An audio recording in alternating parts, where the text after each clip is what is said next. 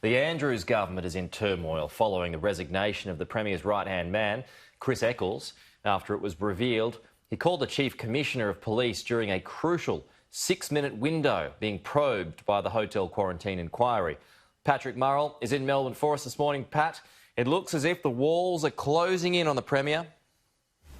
Pete, this is the second scout to be claimed by the hotel quarantine inquiry, even before the final report is handed down. Chris Eccles, following former Health Minister Jenny Mikakos out the door, forced to resign after handing over his phone records to the hotel quarantine inquiry. Records which show he phoned then Chief Commissioner of Police Graham Ashton during a crucial 6-minute window in which Mr Ashton changed his mind from thinking that security at the hotels would be undertaken by police or the AFP to understanding it would be done by private security under what he referred to as a deal set up by the DPC. Now, after initially not remembering this phone call, Mr Eccles now denies he spoke to Mr Ashton about a decision on private security, insisting that at the time he was unaware that any decision had been made. So he couldn't remember the phone call being made, Pete, but he could remember what was said, or rather what wasn't said. Now, this is intensifying calls for Premier Daniel Andrews to resign, and today the state opposition will move for a vote of no confidence, although it is one they are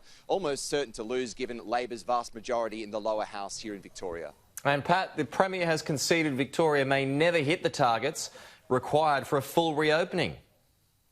Yeah, Pete, under Victoria's original roadmap to reopening, the state should be around the single digits by now, moving towards 5 cases, but they remain stubbornly high at double the level they need to be for the next round of reopening. In fact, yesterday, the daily average actually increased, and that's been the case for a few days in a row now. The Premier conceding that the current levels of virus within the community of Victoria are about as good as they may get, and that means Victoria may have to learn to live with the virus, and moves to reopening may have to be taken a lot earlier than anticipated. Now, this weekend, despite missing the targets, Melbourne will take some steps towards reopening, although to the disappointment of businesses, they will be in the social rather than the economic sphere. So a lot of disappointed retailers, hospitality businesses, as well as personal care businesses following the news there. There'll also be a roadmap to recovery 2.0, which will be rejigged and released on the weekend.